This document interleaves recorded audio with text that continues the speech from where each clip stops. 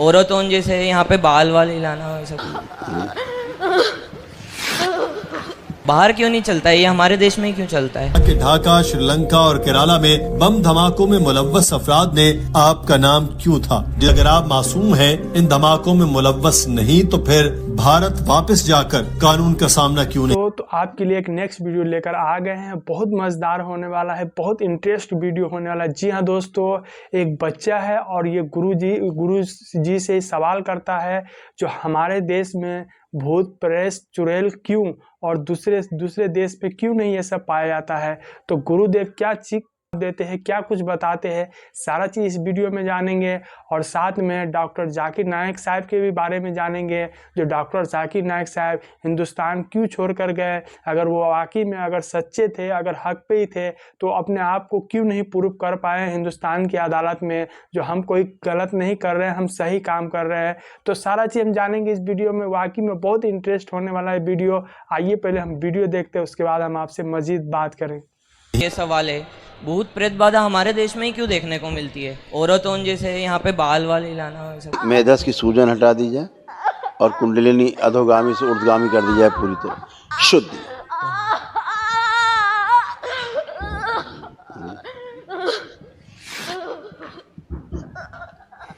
शांत ओम शिव।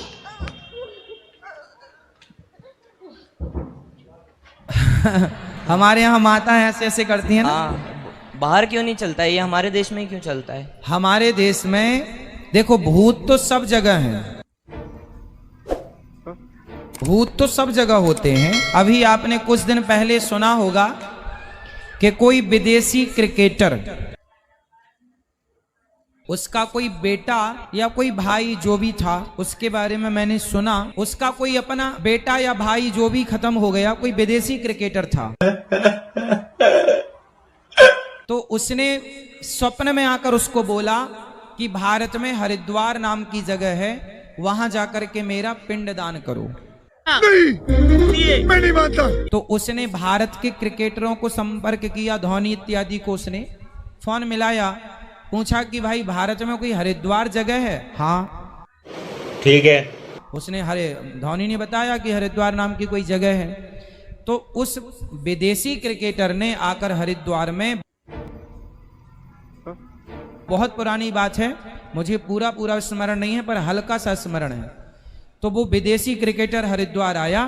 अबे जल्दी बोल, कल सुबह पनवेल निकलना है। और हरिद्वार में आकर के उसने अपने जो भी उसका संबंधी था, वहां आकर उसके नाम से उसका किया पिंडदान, श्राद्ध, तर्पण, तब जाकर उसकी सदगति हुई। इनसे सवाल किया गया कि ढाका, श्रीलंका और केरला में बम धमाकों में मुलव्वस अफराद ने आपका नाम क्यों था, जिस पर डॉक्टर जाकिर नाइक ने बताया कि जिसने भी मेरा नाम लिया वो बजा तौर पर मुझसे ज्यादा तो हजरत मोहम्मद सल्लल्लाहु अलैहि वसल्लम से मुतासिर होगा। क्या आप कह सकते हैं कि हजरत मोहम्मद सल्लल्लाहु अलैहि वसल्लम ने बम धमाके कराए? बिल्कुल नहीं कह सकते। वो शख्स अगर खुद को मुसलमान कहता है तो वो किसी भी आलिम से मुतासिर हो सकता है, मगर अपने अमाल का वो खुद ही जिम्मेदार है। और मैं इसका बारहा जवाब दे चुका हूँ कि हजरत मोहम्मद सल्लल्लाहु अलैहि वसल्लम ने इरशाद फरमाया कि मासूम लोगों का कत्ल न करो। मुझे मेरी वजह शोहरत के बायस निशाना बनाया गया। हिंदू मत, ईसाईयत, बुद्ध मत, यहूदियत और इस्लाम समेत किसी भी मजहब में अगर आप मशहूर शख्सियत को देखें तो अल्लाह ताला के फजल से मेरा नाम सबसे ऊपर है। तो लाजमी बात है कि लाखों लोग मुझसे मुतासिर होंगे। मैं चैलेंज करता हूँ कि वो शख्स ये कहे कि मुझे डॉक्टर जाकिर नाइक ने धमाके करने पर मजबूर किया। अगर NIA या मोदी कहता है कि मैंने इस शख्स को धमाके करने के लिए कहा, तो बताएं इसका सबूत कहाँ है? I challenge anyone to say I was inspired to kill innocent people because of Dr. Zakir Naik. That means he's lying. And for NIA or Modi to say that I inspired, where is the text? नाज़रीन, doctor साहब से सवाल हुआ कि अगर आप मासूम हैं, इन धमाकों में मुलव्वस नहीं, तो फिर भारत वापस जाकर कानून का सामना क्यों नहीं करते? जिस पर उन्होंने जवाब दिया कि अगर कोई मुझे बताए कि वहां जाकर मुझे कोई फायदा होगा तो मैं अभी जाने के लिए तैयार हूं, मगर मुझे ये भी देखना है कि ऐसे हालात में आप सल्लल्लाहु अलैहि वसल्लम का क्या फरमान है। जब आप सल्लल्लाहु अलैहि वसल्लम मक्का में थे तो मुसलमान अक़लियत में थे, उन पर इल्जामात लगाए गए और कत्ल की कोशिश की गई, तो वही नाजिल हुई और आप सल्लल्लाहु अलैहि वसल्लम को हिजरत करने की तलकीन की गई। मैं एक मरा हुआ हीरो बनने से ज्यादा जिंदा रहने को को तरजीह दूंगा। अगर मेरे मरने से किसी को फायदा पहुंचता है तो मैं इसके लिए तैयार हूँ। If someone proves me that going back will benefit me thereafter, I'll come today, not tomorrow. But I have to see the history of the Prophet, what he did. When the Prophet was persecuted, he was in a minority in Makkah where he lived. He was persecuted, life was in danger. Then Almighty God sent He sent a revelation that now is the time that you should migrate. And this is a normal human being.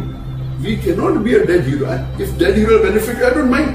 Doctor Zakir Naik का कहना था कि BJP से पहले की हुकूमत में मुझे भारत के अदालती निजाम पर भरोसा था। अगर मैं हुकूमत के खिलाफ बोलता भी था तो मुझे यकीन था कि मुझे कम से कम 80% इंसाफ तो मिलेगा। आज देखे तो हुकूमत के खिलाफ जाकर अदालत से इंसाफ मिलने की तवक्को सिर्फ और सिर्फ 10 से 20% ही है। जब हम तारीख को देखें तो अगर कभी मुसलमानों पर दहशतगर्दी का इल्जाम लगता है तो 98% लोग जेलों से बाहर आ जाते हैं, मगर इंसाफ मिलने का दौरानिया 5 या 10-15 साल तवील होता है और इस दौरान वो सब जेलों में ही रहते हैं। तो अगर मैं देखूं कि वापस जाकर मैं 10 साल के लिए भी जेल भेज दिया जाऊं तो फिर भी मैं ये घाटे का सौदा क्यों करूं? मैं क्यों खुद को बेवकूफ जाहिर करूं? खुदा पर भरोसा करना चाहिए मगर साथ खुद को भी मुश्किल में नहीं डालना चाहिए। डॉक्टर जाकिर नाइक ने कहा कि भारतीय आईन में कोई ऐसी चीज नहीं जो मुसलमानों को कोई ऐसे काम करने से रोके या करने पर मजबूर करे जो वो नहीं करना चाहते। भारत की कई रियासतों में गाय का गोश्त बेचना, खाना और काटना मना है और इस्लाम में भी ये फर्ज नहीं,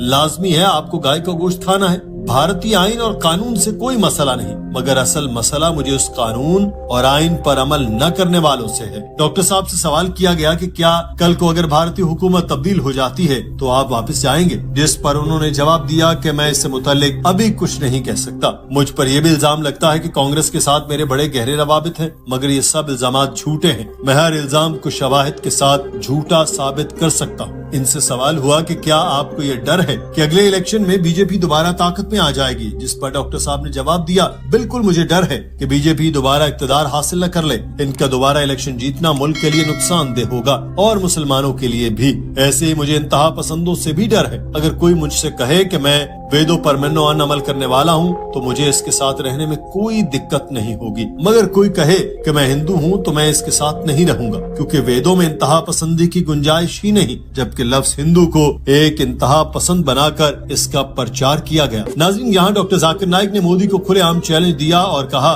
कि मोदी हिंदू मत के बारे में जानता ही क्या है, वो तो अपने ही धर्म पर अमल नहीं करता तो दूसरों के धर्म में रोड़े अटकाने का उसको क्या हक है। आए और मेरे साथ हिंदू मत पर मजाकरा कर ले। वो वेदों की बात करता है, हिंदुत्व के प्रचार के लिए दिन रात लगा रहता है, मगर असल में हिंदुत्व है क्या ये वो जानता ही नहीं। अगर कोई कहे कि मैं वेदों और हिंदुत्व पर सहीफों के मुताबिक मन्नो-अन अमल करता हूँ तो मैं इसकी इज्जत करूंगा, उनकी नहीं जो हिंदुत्व के नाम पर अपने ही मजहब को झुठला रहे हैं। हिंदू धर्म कहता है झूठ मत बोलो, धोखा मत दो, और वो यही कुछ कर रहा है और सिर्फ वोट बैंक के लिए कर रहा है, इसका कोई और मकसद नहीं है। नाज़रीन, डॉक्टर जाकिर नाइक से सवाल किया गया कि क्या आप समझते हैं कि कांग्रेस में करप्शन सरायत कर चुकी है, जिस पर उन्होंने फौरी मुस्कुराते हुए कहा, मैंने ऐसा कब कहा कि कांग्रेस बड़ी पाक साफ है। मैं बीजेपी और कांग्रेस दो बुराइयों में से कम बुराई को तरजीह देते हुए कांग्रेस की बात करता हूं कि वो बीजेपी जितनी शैतानियत नहीं रखती। अगर कांग्रेस वाकई में बड़ी सच्ची थी तो बाबरी मस्जिद को शहीद न किया जाता। अगर कांग्रेस की हुकूमत बन जाती है तो मैं वापस आने का सोच सकता हूं, मगर बीजेपी ही आइंदा इलेक्शन जीती तो मैं हरगिज वापस नहीं जाने वाला। डॉक्टर जाकिर नाइक से आखिरी सवाल उनकी तबलीग से मुतालिक पूछा गया कि तमाम तर तनाज़ात के बावजूद इसी तरीके से दावत का काम जारी रखेंगे, जिस पर उन्होंने जवाब दिया कि अगर मेरे दावत का तरीका तब्दील करने से इंसानियत को कोई फायदा होता है तो मैं आज ही तब्दील करने को तैयार हूँ। अगर कोई साबित कर दे कि मैं गलत हूँ तो मैं आज ही बदल जाऊंगा। मैं नहीं कह रहा कि मैं हरफ आखिर हूँ, मगर मुझे जी हाँ दोस्तों, उम्मीद है जो आपने पूरी वीडियो जरूर देखे होंगे और काफ़ी कुछ आपको समझ में आ ही गया होगा। जी हाँ दोस्तों, डॉक्टर जाकिर नाइक हिंदुस्तान क्यों छोड़े, क्या वजह थी, वो अपनी सफाई क्यों नहीं पेश की, आप सारा कुछ तो डॉक्टर जाकिर नाइक की ज़बानी आप सुन ही ले होंगे। तो आई होप आपको ये वीडियो ज़रूर अच्छी लगी होगी, तो हमें कमेंट करके ज़रूर बताइएगा। फिर मिलेंगे एक नेक्स्ट वीडियो के साथ, जब तक के लिए अस्सलाम वालेकुम व रहमतुल्लाहि व बरकातहू। जय हिंद।